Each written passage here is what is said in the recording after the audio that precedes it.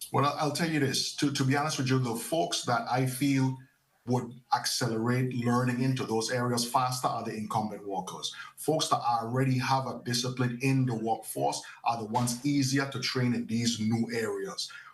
And personally, what I've been gearing young folks into is the trades, because I can't predict what will be there in the future, but I can predict what ain't going to change. And the trades ain't going to change. Electrical ain't going to change. Plumbing ain't going to change. Carpentry ain't going to change. Masonry isn't going to change. And if we get our youngsters towards having an auxiliary career in one or many of these trades, they're going to be able to earn no matter what AI come. I mean, artificial intelligence is no replacement for organic intelligence, but we need to have our kids geared towards things that will exist in the future instead of trying to roll the dice and figure out what new coming. So yes, new career is going to come, but either more peg investment towards what's not going to change.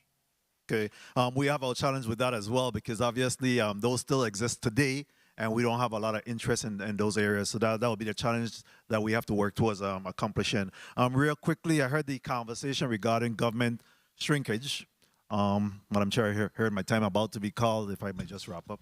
Yes, I heard the conversation about government shrinkage from 12,000. In my time, it was almost 13,000 at one point, down to 6,000. But what we are seeing is simultaneously with that is that we're also seeing a shrinkage of our private sector. We see a lot of our jobs being outsourced to other places. Of course, we know our challenges with Hovensa, as well as the challenges that we're seeing in our hospitality. So, Commissioner, how are you now, wrapping your thoughts and around, how do we, even as a government, start to make sure that we have a backup plan to address those areas? Thank you for that question, Senator, because in addition to that, let me just add, because you got remote jobs as well. So, so to Chairman Carty's point, the trades are going to be there, but how much more brick and mortar buildings are going to be built? And so that's why it's important for us to take a good look at these studies and sit down like what we're doing right now and come together and decide on sector specific, like Chairman Carty mentioned, what is going to be here? What does the Virgin Islands need? And then, because we're right now, Department of Labor, we're working on Vision 2040 is clear and present for us, those industries that are there. But I can tell you, in the VIEW system, the footprint for many of those aren't there yet. So do we try to lobby the board to leverage funding to train for those positions that are not here yet, or do we focus on the ones that are here? So with the funding challenges that we have, we got to be very, very strategic in what we're doing. And so I know Director Sebastian has been working very closely with the youth. We've been engaged in going into schools. We've been meeting with the 12th graders and having a clear discussion with them.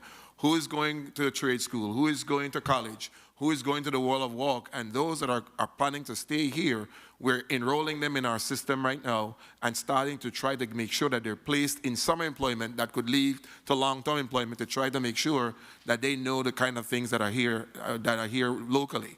But again, the challenge is going to be the funding to make sure that we do this, because we cannot think that we're going to make a dent in this if we continue to rely only on the federal dollars.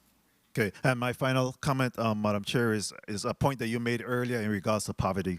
We can't lose sight of that issue. And I wanted to ask, what is the synergy being developed between Department of Labor, Human Services, the Workforce Development, and those entities, and how do we target that population, so that we could be able to turn that around, because those becomes our problem makers in the future. So what are we doing to address that? Thank you very much for the time and opportunity.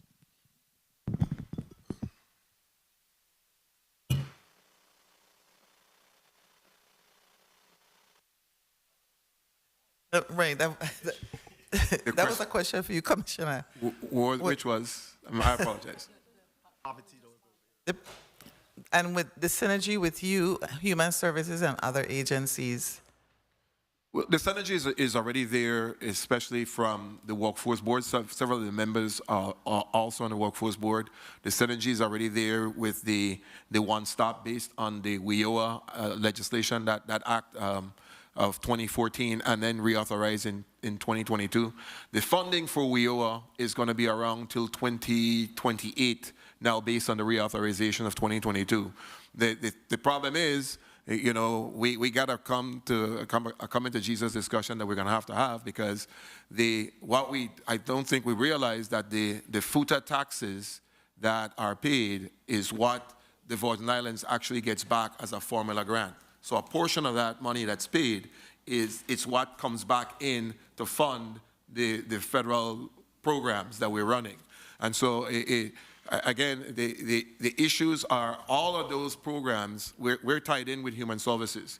The unemployment program is tied in. When anybody gets benefits, we have to make sure that justice, child support, there's a lot of synergy that's already tied in. We just need to make sure that we sit down, look very carefully at studies that are done, and make sure that we determine which way we're going. And again, the sector-based strategy is the way to go, and the poverty will take care of itself once we make sure that individuals have the opportunities and the training to be able to be more successful. Thank you, Senator Francis. You know, along that line, and it's a little troubling because I don't think our population understands where the funds come from ultimately. And I know for a long time I didn't. So I'll admit that most of us, you know, when it comes to the government, we think money to grow on trees, you know, and it doesn't. And I say that because whenever senators go out in public, and I know I have experienced it, where people talk about wanting more. And I recently had that experience when I said to a longtime government employee, I said, where does the money come from? And there was complete silence. And I said, he started to talk about the FEMA money. I said, that's federal money. But whenever I travel and I see other states are able to have programs that are state funded, and you look at the Virgin Islands government, we really don't fund programs to help people. We rely on the federal government. And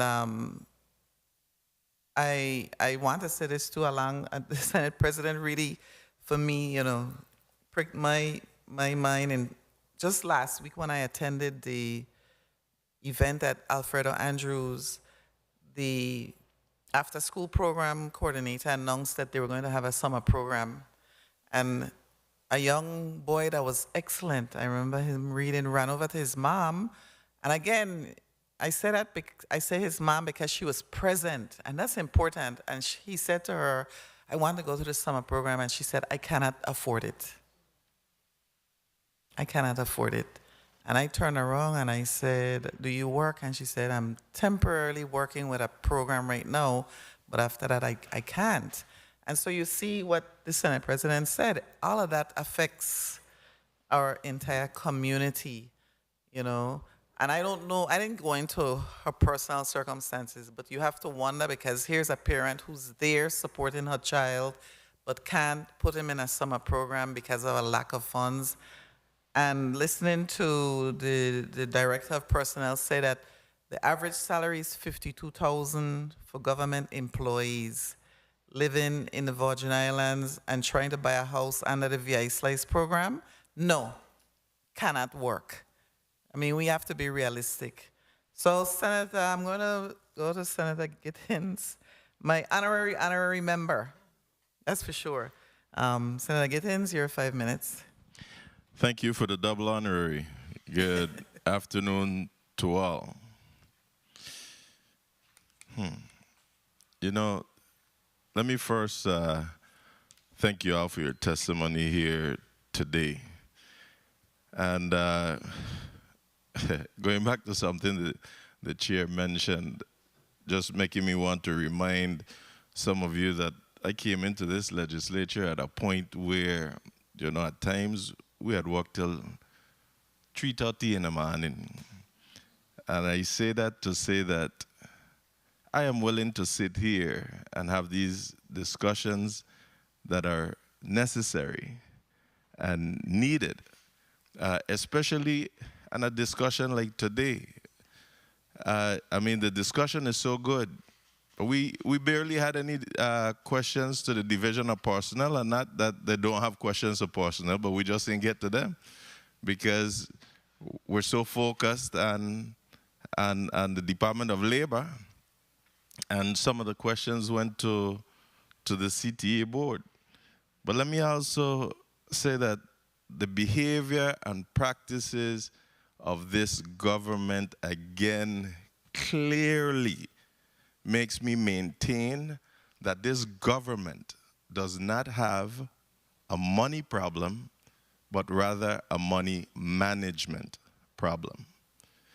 And to my earlier point to the CTE board, and I'm a little disappointed to still be hearing about the lack of funding for our young people to be able to travel. But we don't hear that there is a hardship when it comes to executives or board members and whatnot going on conferences and going on, what you call it, when the board go on a retreat and whatnot. I mean, people going to Hawaii, people going to Dubai, people going to Taiwan, people going to Europe, and I am talking about in recent years. You hear anybody bawling but ain't got no money to go to these things? But when it comes to our children, this is where we at. We fighting tooth and nail to find a penny for them to go. I totally dislike seeing our children on the side of the road looking for monies for funding to go places. We got to do better as a government. We definitely have to do better. My colleague from the West asked you, Commissioner, about your plans to continue the workforce development services for youth here in the territory. And you quickly bat that ball back in his court to say, yeah, your bill or the legislature bill or whatever. But let me remind you that that bill that you reference, Bill 34, that's 0224, that's a bill by request of the governor. A bill by request of the governor. And in your testimony, you stated that this is the last financial support from the VA Casino Commission due to Act 8577, Bill 34, 0224, by request of the governor.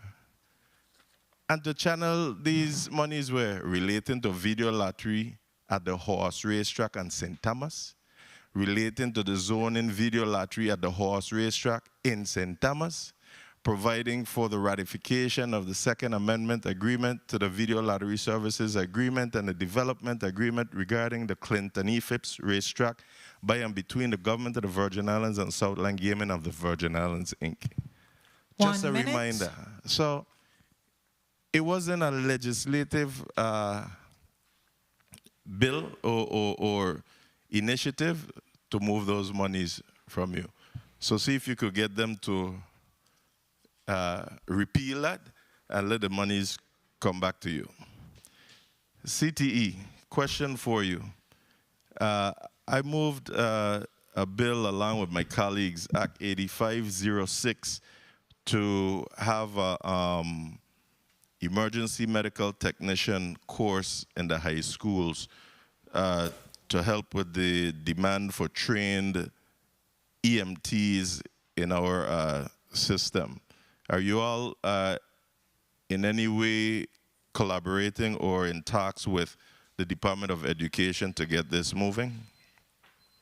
No, I do remember that bill though, but there, as far as I know, there's no progress to move it along. Time.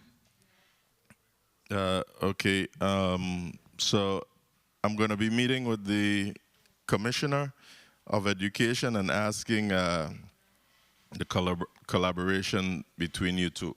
Time was called. Am I permitted? Go ahead, Senator Gittins. Okay, thanks.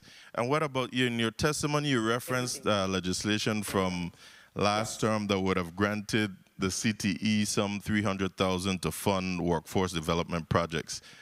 Is the board still pushing for these additional funds?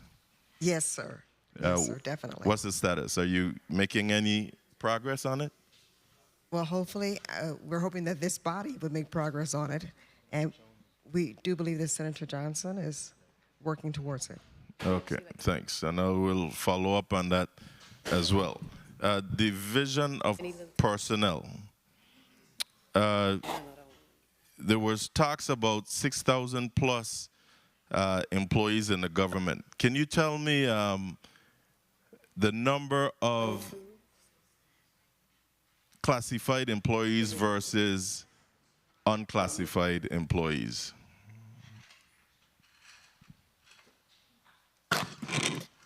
Good afternoon, Senator. As of our April poll of information, we have a total of 4,643 individuals who are classified and 1,389 who are exempt. How much you said for classified? 4,643. And 1,389 for exempt. Correct. I'm going to ask through the chair for you to submit, I'll just contact your office because I want to do a comparison with these exempt positions.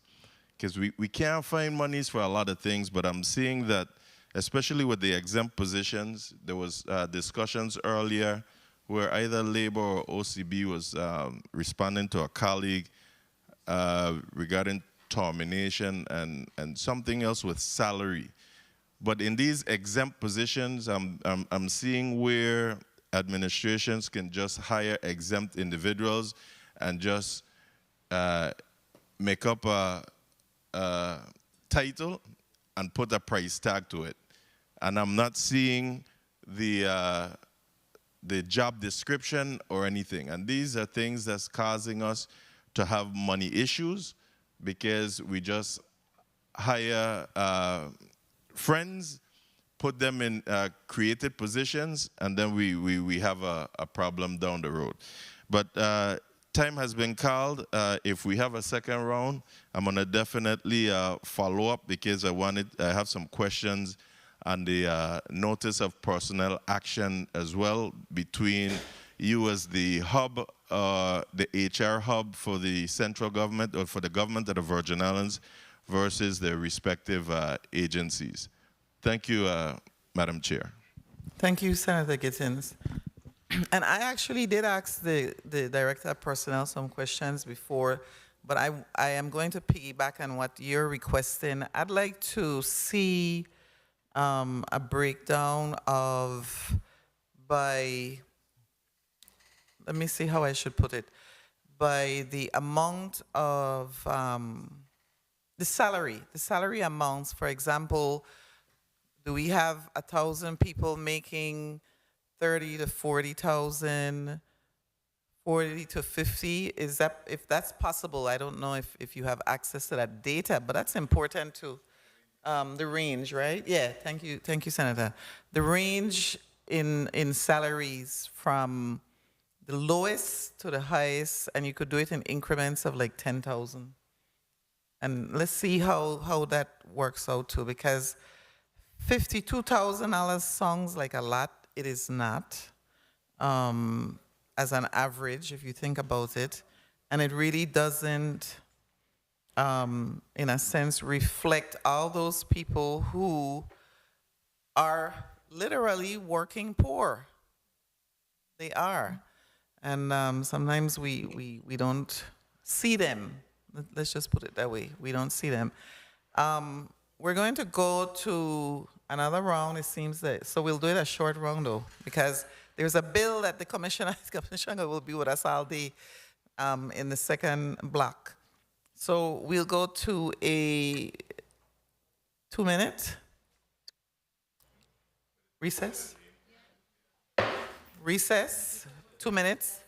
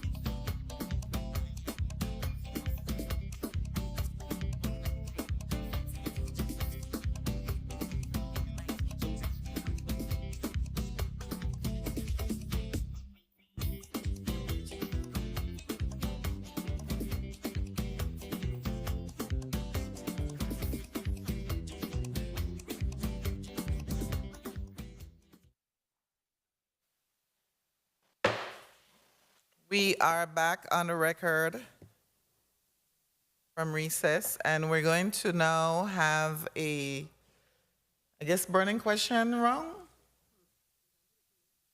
As much as we are enjoying the discussion, which is very meaningful, we do have another block with a bill that we have to consider. So I am going to start with Senator Carla Joseph for 2 minutes. Geez. 3 minutes. 3 minutes. Thank you. That's much better. Thank you so much, Madam Chair. Okay, I want to ask you a question, Commissioner Malloy, page 3. You indicated in the paragraph that employers must show that they, and this is under the foreign labor certification, that they have insufficient qualified U.S. workers available and willing to work at the prevailing wage. What do you use to show that they, employers can use to show that they are insufficient qualified U.S. workers? Thank you for that question, Senator. Gary Malloy, Commissioner, Department of Labor. This is where the requirement for them to post their position, they have to post their vacancy, and then we then would certify to the U.S. Department of Labor that this position has been vacant for X amount of period of time. Okay, so it's based on your posting and views. That's part of our process. That's part of it, and whatever other mechanisms they use. And what time frame do they have to show? Well, what time frame do you use? Do you use 3 months, 6 months? We normally ask for 90 days, but there needs to be at least a 30-day period. But we ask for 90 days. 30 days, that's a short time. Now, I want to get back to this question that I had regarding the summer employment. How many summer employment students did you turn away last year? Director Sebastian? Shaneka Sebastian, Director of Youth and Apprenticeship. I don't have the figure. I can't recall the figure. Okay, can you provide it to the We chair? can. Yes, because that's very important, especially in our conversation regarding workforce and workforce development. Have you received any ARPA funds that could help shore up some of your workforce training? Not this year, but we were able to utilize ARPA funds last year, which is why we were able to do a little more. So the number should be less in terms of how much we turned away last year versus this year. Okay, good. Also, I wanted to touch bases with you regarding 1 minute. Thank you. The 39 individuals that you have in your apprenticeship program. Of that, is how many have you been able to serve from the time your apprenticeship program has been implemented? Thank you. Director Sebastian? Shaneka Sebastian, Director of Youth and Apprenticeship. We've served about 40-something apprentices. I don't have the exact figure, but we do have individuals that dropped out of the program. And then we have about 6 individuals pending completion. Okay, and when your persons are completed the program, Ms. Sebastian, are they? What is your percent? I would like to see some of the data and how many have been retained. Your retention rate. I'm sure you have that at the top of your head. I don't, because the 6 would be the first set we have completing the program. Oh, 6? Yes. Okay, and they are all 6 currently employed? Yes. Okay, so Yes. you have so you would say, I'm sorry, Madam Chair, you would say you have 100%, if you have 6 completed, right, and they're still employed, that would be what, 100% rate, retention rate? Yes, but I want to make the point that, remember, throughout the whole apprenticeship, they are employed. It's considered know employment. that. I am aware, but once they complete the apprenticeship, the whole goal, Madam Chair, I'm going to wrap up. I'm going somewhere as usual with this. The whole goal is to assure that the individuals find employment. That's all of our goal, you know. Education, the end goal is employment or entrepreneurship. Those are the 2 things, or post-secondary, but even in post-secondary, it's employment. Correct, Senator. Okay, so that's one of the things I would like to see. And also, Madam Chair, I want to just finalize and say I do have a bill in place. I have put in a drafting request. And I would definitely want to share with you something that's been talked about nationally by that great senator from the state of Vermont regarding the 32-hour work week. So I put in a drafting request for that. I think, Madam Chair, thank you. I will wrap up. You're so gracious. I want to tell you that. But I want to say that that's one of the things I would love to have conversations with you, Department of Labor, regarding that, and seeing how, if that is something that we can do here in the Virgin Islands to offer our people a level of flexibility in coming to work. Thank you kindly, Madam Chair, for your leniency and your leeway. Thank you.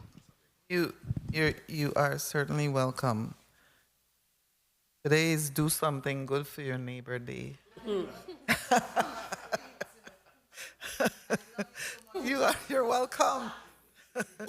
You're welcome.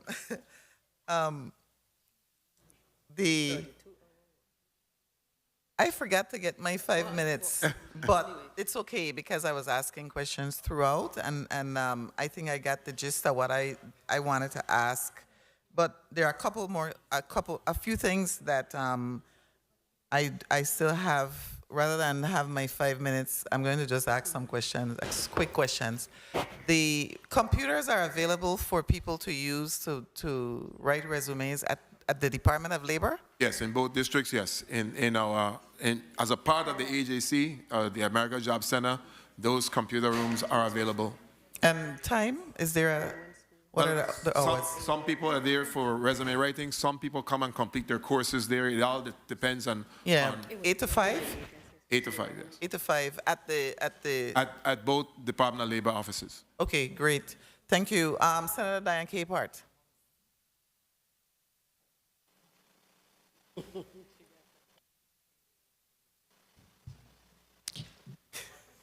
Capehart, thank you.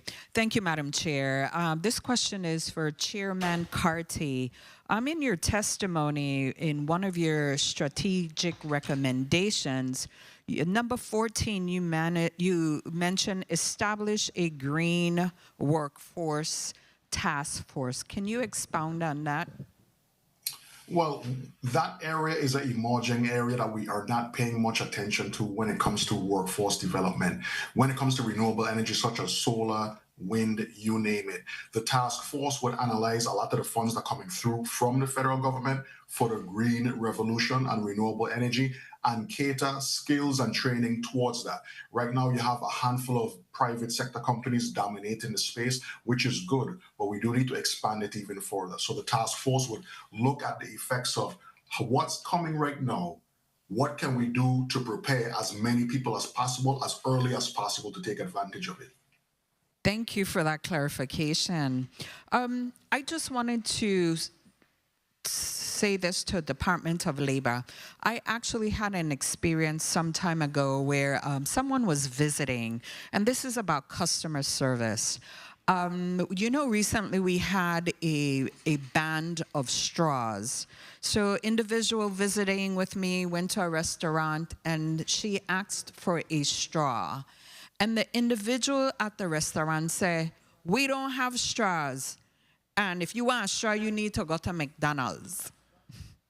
How can we improve our customer service for people to understand in these areas how important it is that we don't, destroy our look, our customer service in the Virgin Islands? I mean, how can we work with restaurants or, to make sure people understand you are our first line of customer service? How do you work with businesses? I thank you for that. And we just mentioned, we just heard that they haven't been 1 McDonald's minute? lately because McDonald's don't offer straws anymore.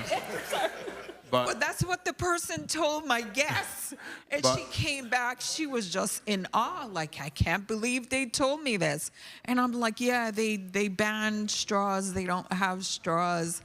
But what she was told was just, she was taken back, and so was I. So, you know, I'm here. How can we improve our customer service and have individuals who are working in these industry understand how important for them to have simply said, ma'am, the Virgin Islands ban straws, we don't have straws. Well, thank you for that question. I'll just say it's a part in the workforce world, we call it the soft skills. And I like to instead of call it soft skills, I like to call it life skills. And again, we've been working with the Department of Tourism. The issues that we have to make sure is that the individuals that are going in those forward-facing occupations, especially as it becomes to retail and in our culinary arts, we need to make sure that there's a required component that they go through that requires them to go through customer service training. Some of the employers within their own industry has what they call their own branding, and they put them through the entire process. So what the Department of Labor has been doing with employers like that within the industry, we have on Wednesdays, we have a connect to business opportunity. So if a business comes to us and looking for candidates, we help source candidates to them, but we also ask those kind of questions and make sure that the individuals go through some sort of training, either through us, through the Department of Tourism, or through whatever training the actual employer has. Thank you. Thank you, Madam Chair. Thank you, Senator Capehart. Attorney Springett, what is the issue with, now that CTEC is here, one of the issues that they raised was their inability to hire experts who are not teachers to work at CTEC. Am I being, do you understand that issue? And I guess it had something to do with the contract. Can you explain to people out there who may not understand what is preventing the hiring of someone who would, for example, come in as an instructor and just wants to teach 15 hours? Joss Springer, Chief Negotiator at the Office of Collective Bargaining. Based on my understanding, this question has been asked before. Basically, a plumber, for example, wants to work at CTEC, but the salary may not be attractive, and they're not seeking to work a full-time job. I need to give some background as well. The Public Employees Relations Board, the PERB, certifies unions to represent certain employees. And so teachers at CTEC are considered educators, like the teachers at Department of Education, in the Department of Education in the other schools. And so their salaries are based on the salaries that are negotiated for all teachers. We have discussed this issue, and so that's part of the reason. Of course, it's not attractive to someone who can make much more in a shorter period of time. Yeah, the thing is, though, that it would attract those real experts, you know, in the sense of practice. Correct. Because some of them obviously don't want to do theory, right? But you would be able to bring them in to do the practical, hands-on teaching that is needed. And that seems to just be a barrier to CTEC being able to be effective in terms of, I don't know, you know, I'm just putting it on the table as one of the concerns. We acknowledge that that is an issue, and we've discussed it between us and the the Virgin Islands Department of Education, and we have made reference to it to the union, the American Federation of Teachers, AFT, where the teachers are represented. And so it's a work in progress. It's taking a while, of course. We have a lot of other contracts to handle, but it's something that's definitely a priority. Okay, thank you. I mean, at the end of the day, we have to give the children the foundation that they need to be successful. And that's what we should all be aiming for. Correct. Senator Franklin Johnson? Thank you very much. Good afternoon again to all. I do support that initiative that we need to find a way to break that barrier, because it's killing us. And then you'll have some of the best skilled carpenters, plumbers, electricians that is willing and wanting to come and give their services, but the money that you're going to give them a hour there, they're making 15 minutes actually when they go on the job. And these are, you know, the skilled people out here who wants to pass this straight on, but it's difficult to give up your full-time job and come and do it. But what I want to ask, because I saw this OJT training, I want to know how many, because I only see it speaking about the hotel on St. John, how many companies or corporations are involved in it, and how do we get more people to be involved on this OTJ job training? Well, thank you for that question, Senator. And that's, Chairman Cardi only mentioned one. Our OJT, or the on-the-job training, is just one aspect or one method of how we do workforce development, work-based learning. So there is incumbent worker, there's customized training, incumbent worker training, OJT, and leads up to apprenticeship. So it's just the model. But there's several companies throughout this territory that have employees that are on the OJT program. And then let's go to the entrepreneurship, people being able to own their own business. What are we doing to teach them, young fellows, about some simple business that they can start on their own and pretty much, you know, work for themselves? As a part of the youth program, there are 14 program elements, and one of them is entrepreneurship. So what we do is, in the summertime, there's mini grants that are available to prospective providers to be able to provide opportunities for that. So I know I've had a lot of conversations with a couple of people lately, especially there was a summit or a conference held on financial awareness or stability. So several of those individuals have already approached us about trying to have courses to be able to do that. Yeah, Cardi, would you like to weigh in on that?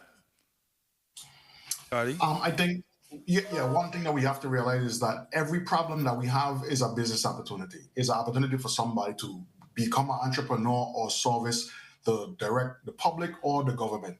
One thing that I think needs to shift is maybe the mindset that we deliver to certain folks, or maybe the messaging to the younger folks is like a lot of times what you see is more so government employment, like going to work for the government. Getting a NOPA, working 20, 30 years and then retiring. We need to change that and shift that around to have them see the opportunity and the success in actually becoming an entrepreneur, servicing the government. You know, the government is a better customer than it is a master.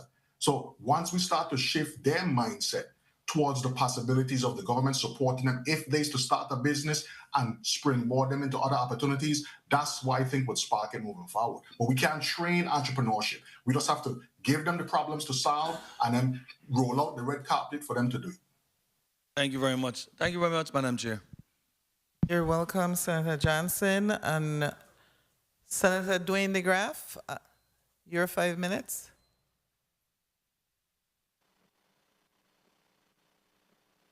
Okay. Yeah, I can't see on the screen in front of me. We'll move on to Senator Francis. Thank you very much, Madam Chair. Real quickly, Ms. Murphy or Mr. Duz, in regards to challenges, I know that you spoke about funding situation, but is there any other challenges you're experiencing that you'd like to share with this committee? Thank you, Senator. I would like Mr. Duz to respond to that. We have been having discussions about several challenges that we're having with our programs. Use the mic. You got a few hours. Well, I only got 2 minutes, 3. All right, so Anton Duz, Executive Director. BIC, the board. Challenges that the board faces, like we said in our testimony, we don't have any teeth in the game, right? So the law is written. It says 55-mile speed limit, but it doesn't give you a fine if you go over it. There's also nobody that's going to stop you. That's our board. So there are laws that would allow the board to do like the journeyman thing, right? It says in the law that that's the board's mandate, yet we can't do things because there is nothing that gives this board the teeth to bite into it. So that's where we need the help. Now, the law was written in 1957. because I was born that year. That's why they wrote it. So, you know, that's 67 years ago. It needs to be updated. It needs to be made current. Either it is the law and the board gets its teeth, or it's 67 years old and the teeth have fallen out. Thank you for that. That's something that we definitely have to take into consideration. So real quickly, Mr. Carty, Chair Carty, I know you spoke about the Virgin Islands need to be more intentional in regards to workforce development. Can I ask you to expand a little bit on that? Well, for the past, as far as I've been in this role since like 2020, I've noticed that it's been a steady amount of funds going into workforce development. The biggest investment has been through the CDBG-DR money, and that was the Skills for Today program.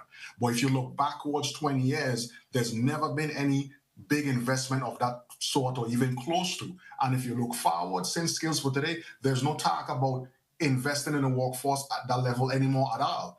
If we really want to move the needle, we need to put at least $10 million a year for the next 10 years. If we used to say invest in our workforce to respond to 10, 20, billion dollars worth of work, the $300,000 or the $500,000 that we have each year to do it as a board is nothing compared to how much actual work is coming through. So we need to decide to say, all right, for certain things that we know will be there, we spend government money there. For other things that is either a trend or specific to a certain job or industry that an employer has, get them to sponsor it, get them to invest in it. I mean, if they don't know how to create their own training programs, then give us the money and we'll do it. But at the point that we are right now, we will have to be doing a lot more with less money from the federal government. So we have to be far more creative and intentional. Thank you, Madam Chair. I know my time has been called. If I could just ask Mr. Commissioner Malloy to just speak to some of the job openings that he is seeing and some of the challenges they're experiencing over at Department of Labor. Specifically, if he could just address that, I'll appreciate it. Thank you. Thank you. The challenges that we've been seeing is that it's just that everybody has needs all at the same time, and so there's only but so much in the pool to be able to satisfy a particular employer. Also, there's competition among each other within that same environment. I can tell you we've done career fairs, or we call them hiring opportunities for specific employers, and they've selected individuals. Let's say today is Thursday, we do a hiring opportunity today. The employee is supposed to come to work Monday. The employee don't show up Monday. Well, the owner calls us to say, well, what happened? We thought everything was in place. Well, when we contact the job seeker, they're working someplace else because they offer them more money. So that's happening. That's reality.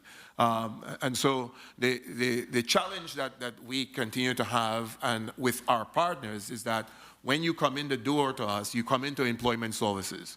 We assess to determine whatever needs you need. If you're an adult or you're a dislocated worker, then you're referred to the EQUIS internally.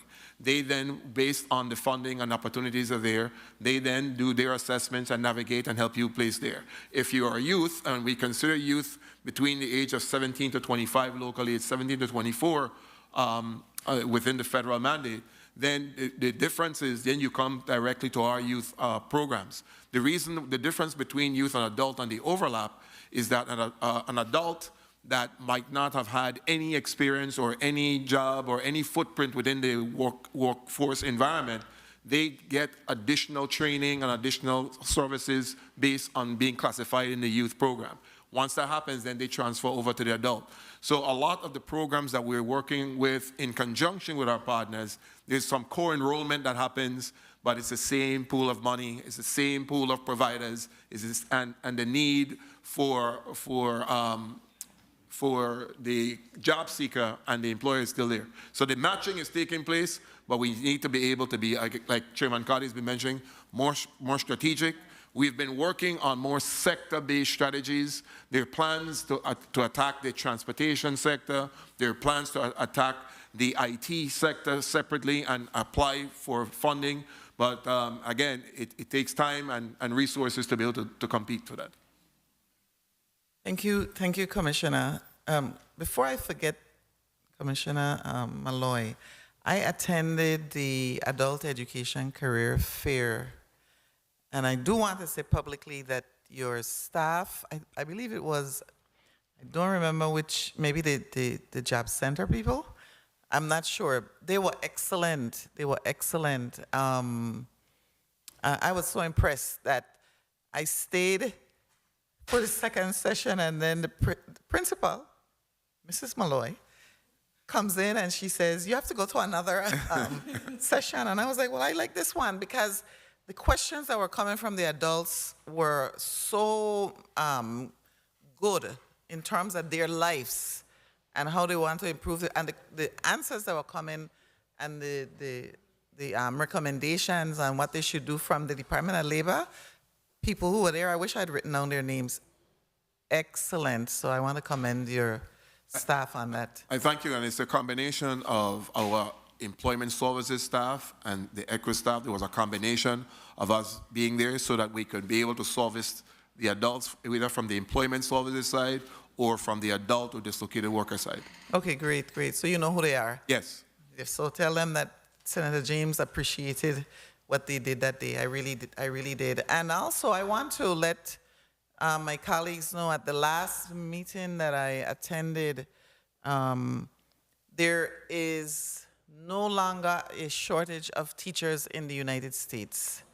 They are actually going to start laying off teachers on the mainland. That's right. And so if we now have a market that we can advertise and market to, so that needs to be known. It's interesting. Yeah, they've begun to lay off. Yes, I saw that. Yeah, and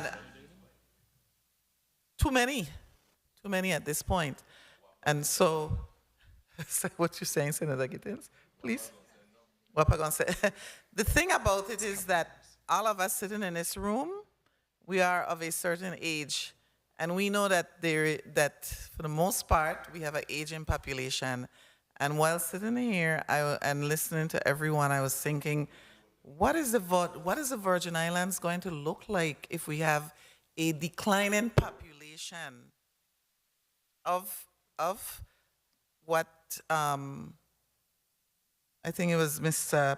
Percy Bali talked about us going after diaspora Virgin Islanders?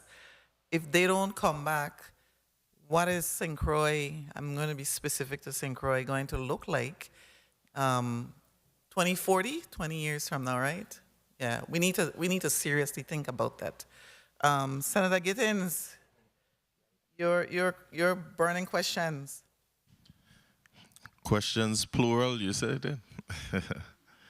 But thank you, Madam Chair. And to what you were saying, that sounds like the glass is half empty, but as I look at the glass being half full, while we do have an aging population, and you're wondering what will happen to those who are going, this year, we have 4 Centurions right here on St. Croix. And again, I just want to say, blessings to them. And at the appropriate time, hopefully we'll be able to celebrate them. But 4 people on St. Croix making 100 years this year. Now, going back to this, we were talking off the record there, and the $52,000 average salary that was mentioned earlier. It must be lumped in with those of the exempt employees. Again, as I look at this, and when we review the budget and whatnot, I could see some of the problems that we have with these exempt positions. So the government now has approximately 26 departments and agencies. So we know that the 26 departments and agencies will be headed by a commissioner or a director. So 26. And another 26 assistant commissioners, fine. Another, just give and take, 26 deputy commissioners, fine. 26 times 4 if you want to give 4 division directors within the respective agencies, and throw in another 26 special assistants.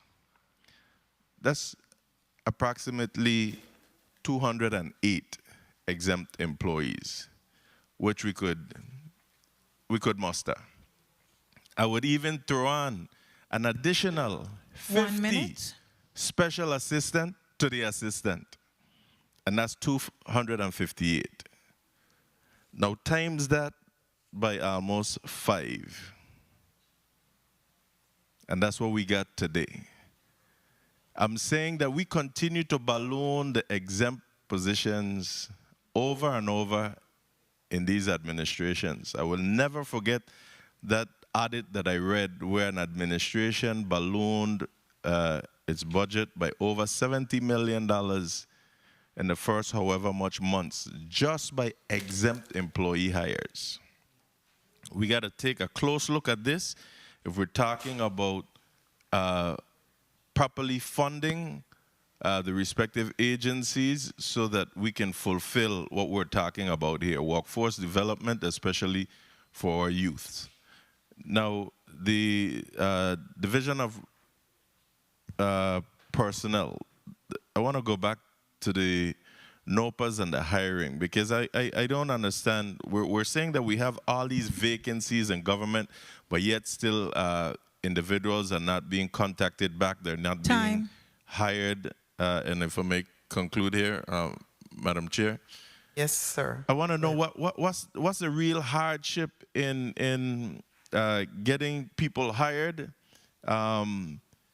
with all these exempt positions within these departments and agencies. We're going to need to have another conversation, because I'm seeing where employees in the classified services, it's hard for them to have growth. We even spoke about briefly the other day where employees may have been hired in this government 15, 20 years ago. They were processed properly. Their high school diploma was accepted. However, now for a promotion within the government or the department and whatnot, they go back to be, what do you call it? They do another recert, and all of a sudden now they can't get the promotion because you're saying that their diploma didn't come from an accredited school. The point is we brought them in, we hired them 15, 20 years ago on the same diploma. They're doing the work right now. Why is it such a hard time for them to be promoted? And they're still active government employees. And then lastly, these NOPAs, I'm wondering about the connectivity between the agencies, the Division of Personnel, and GRS. I pulled a NOPA, but I don't have time for that right now. I could see, but we're going to talk about that offline. Whereas I'm wondering, I get too many calls from individuals going to the GRS, ready to retire, and then the employee has to be sent back to go find a NOPA from some other 2 departments where they even forgot that that's where they started from in government. And I'm thinking that the notice of personnel action should have all personnel action on this one document.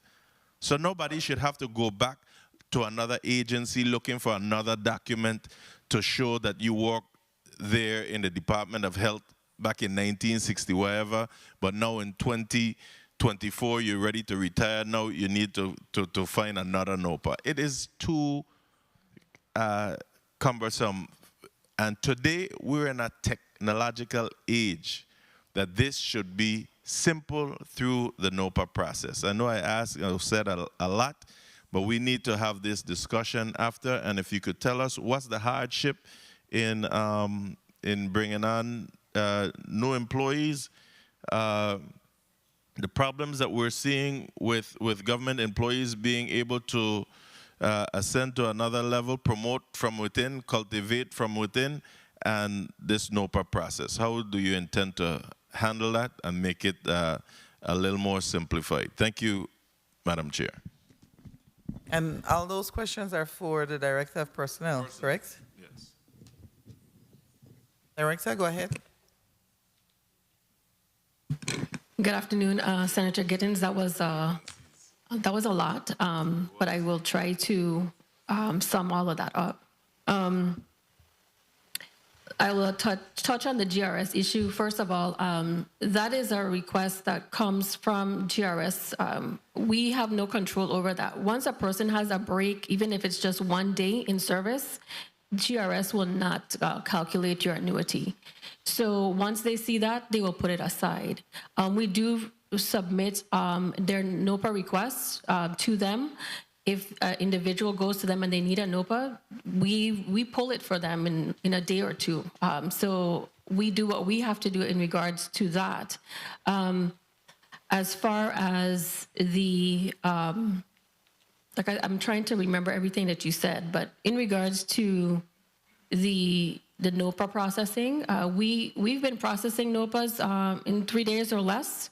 Once we post our positions, the referral listing, we have a KPI. We have to get that to the agencies in 3 days. We've been meeting that KPI successfully.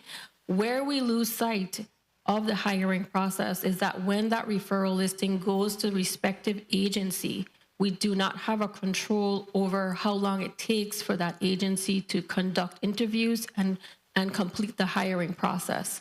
We have asked OMB to implement a KPI that can track for each agency the number of days it takes for them to hire. So again, we are doing what we have to do on our part. In regards to the high school diplomas, that is something that was put into place from former Director Kenny Herman in regards to a listing of agencies or businesses that was doing it was a diploma mill and they were not legitimate. That website is also available on our website to link to verify if in fact you do have a legitimate diploma. But again, if there is something that is needed internally as far as considering somebody for a promotion, that agency can request of the Director of Personnel for a waiver to be considered the years of service, the work that they're currently doing to override that situation. I think that's everything that you mentioned, and if I have missed anything, you can go ahead and re-ask the question. If I may quickly. Go ahead, Senator Gittins. Thank you. You covered most, but I must say two things regarding the diplomas again. These individuals were hired with these diplomas and they were accepted. They're 15-year and 20-year employees. And like I say, you could do these things case by case, but we'll have that discussion again. And I wanted to know, what do you mean, or what do you consider, or what does GRS consider? You can answer for them, but do you know what they consider a break in service? Because my experience is I'm talking about an individual who might have been working in the Department of Health that transferred to the Department of Education. If the only break was over a weekend, the last day was Friday one way and they start Monday the next way. And this happened, I know, rest my mother's soul, when she transferred from St. Thomas, she came from the Department of Agriculture. When she came to St. Croix, at some point, she moved from agriculture and went to the Department of Health. But there was no break. What is your definition of a break? I'm not talking about those who may have gone out, went elsewhere to work, and then come back a year later. I'm talking about just a transfer, a department transfer. So for a department transfer, usually it's the agency where the individual is transferring that would do that action. We usually would ask that they do it on the start date to be on a Monday after the payday, and that's what we've been promoting. So that has been working fine, unless that is a specific case. But when I talk more so about a break in service, sometimes you have individuals that go on leave without pay for 3 days, let's just say 3 days, and the agency does not do a leave without pay NOPA. That would be considered a break. Once they don't see that continuous service, they actually put it aside and ask for the NOPA to be done. And until that NOPA is done, the agency cannot proceed with putting in the individual's retirement NOPA. So, Director, let's use a perfect scenario. Just say there's no break. They move from one agency, and I have seen this happen. They move from one department to the next. They lead, the last day was Friday, and then they start Monday going. I am just simply saying that on the NOPA, you should be able to see that on one document. I shouldn't have to 30 or 35 years later, and even 40 years later, because people working longer, having to go back to find multiple NOPAs to show this. There should be one NOPA indicating all these. And I will lean to say too, even if there's a break in service, because when you come back, I don't see why you have to have a new employee number, because I don't think that you share employee numbers with anyone. So it should be on one document. But thank you, Madam Chair, and hopefully we could have this discussion again. Thank you for your responses. Thank you, Senator Giddens. I actually agree with you. And while you were speaking, again, coming out of the military, you know, you're going to mention that? Every time you see every assignment position you had, yeah, and the same as is updated. And in addition to that, when I've heard people talk about a year, 2 years going by without collecting their pension, the retirement, is crazy, because a month after in the military, when the time, I mean, it's almost as if there's no break in your money, quite frankly, in your payments. So as a small government, we should be able to do likewise. I want to give each testifier 30 seconds to point of information. Yes, Senator Joseph. Thank you so much, Madam Chair. On the line of questioning of the previous speaker, you, Director Richardson, you do not keep account of those separation from from an agency, a semi-autonomous, with your NOPA issuance, right? Not from the semi-autonomous, no. Okay, good. And then I wanted to assure, and the judicial, do you also process the NOPAs for the judicial branch? No. No. Okay, so good. So the other question I had that was burning, do you have on your website a listing of the high school diplomas that the Department of Personnel recognizes?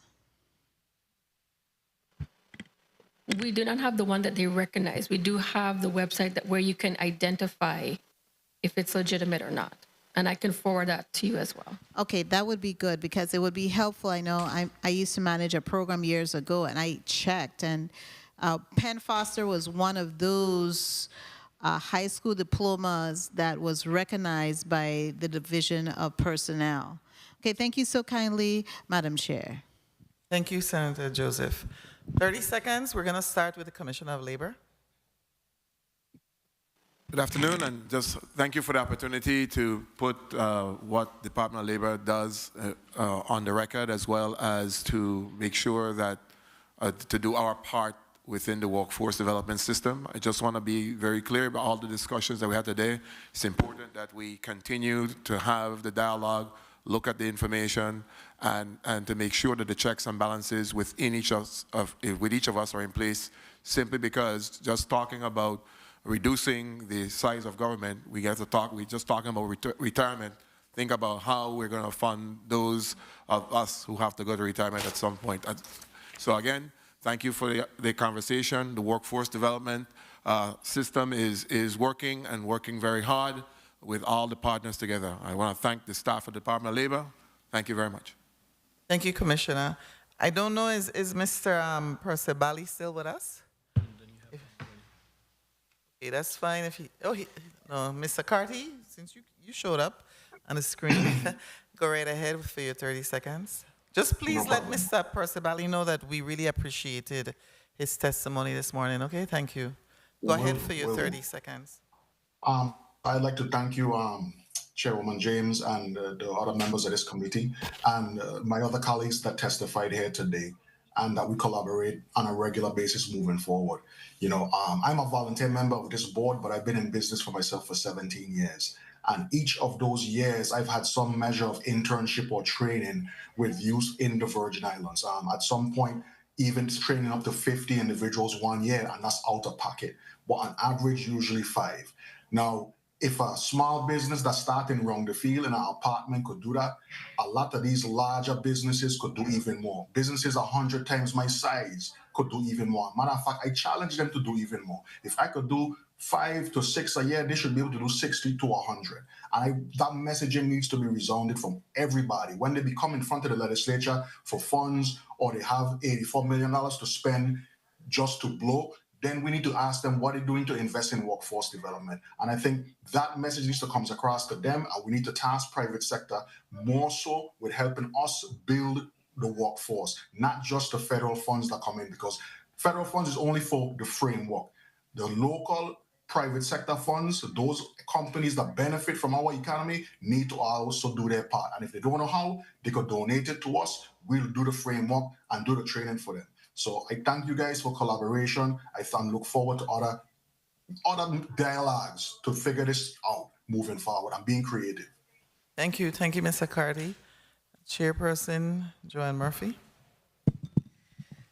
Thank you, Chairperson and esteemed members of the committee, for the opportunity to discuss this crucial issue today. The testimonies and discussions we've heard highlight the importance of proactive measures in addressing the challenges and opportunities proposed by rapid technological advancements. And I'm looking forward to the proposed bill actually going through, getting more funding for our CTE programs. Thank you. Thank you. And Director Richardson. Good afternoon. I would like to thank the committee for the opportunity to appear before you today.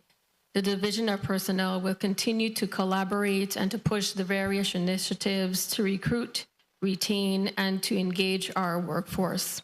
It is time for us to be strategic and deliberate in ensuring that investments are directed towards attracting and retaining the skilled workforce necessary to drive the territory's upcoming projects. I look forward to the opportunity to elaborate on the work that the division continues to do when we come before this body to defend our FY25 budget. Thank you. Thank you. Attorney Springett, Chief Negotiator.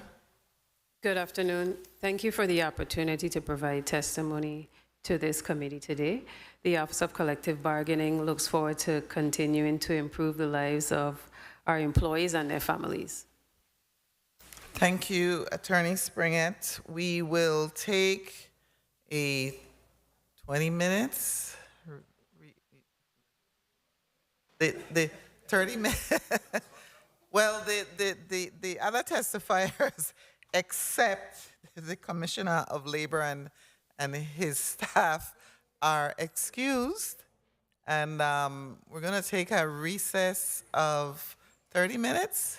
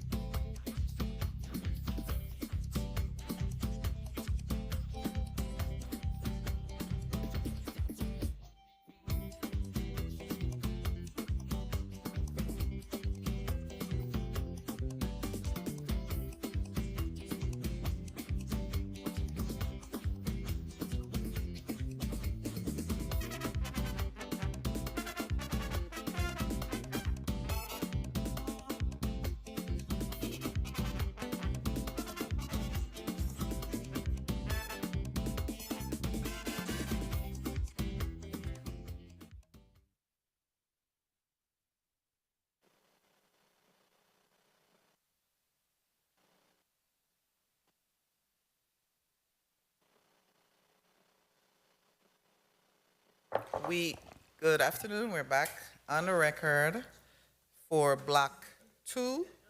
Madam Clerk, please read the agenda for Block 2. Block 2, the agenda is as follows.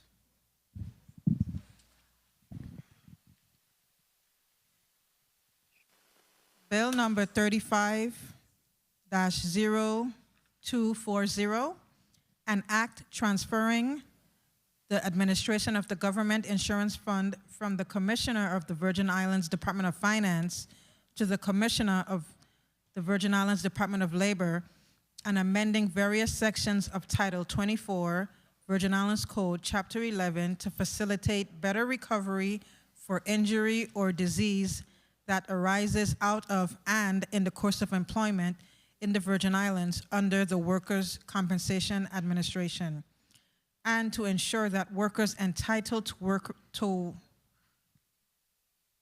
workers' compensation benefits receive medical coverage, rehabilitation services, and disability compensation without undue delay by merging the benefits and payment components of the Workers' Compensation Insurance Program, proposed by Senator Novell E. Francis Jr. Invited testifiers are the Honorable Kevin McCurdy, Commissioner of Virgin Islands Department of Finance, and the Honorable Gary Malloy, Commissioner of the Virgin Islands Department of Labor. Madam Chair, that concludes the reading of the agenda. Thank you, Madam Clerk.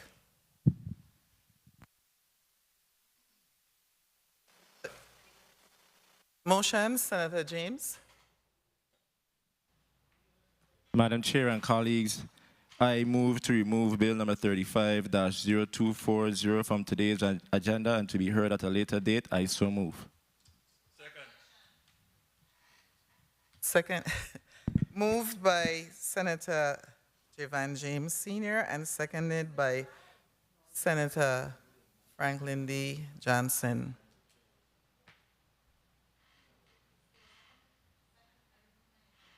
Thank you. Hearing no objection, roll call. So ordered.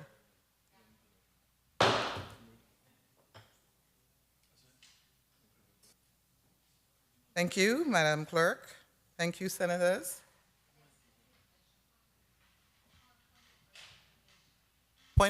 You have a point of professional privilege? Senator Francis.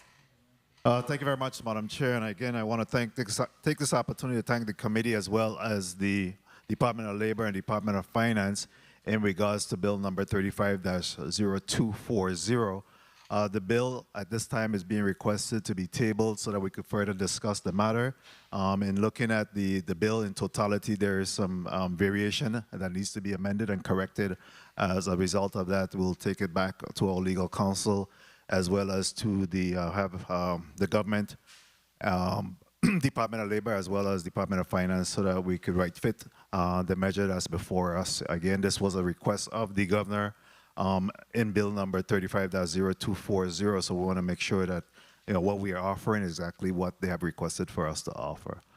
So I want to thank the committee for consideration of this matter be tabled until we could correct and address some of the issues that have been raised in respect to the bill. Thank you very much, Madam Chair.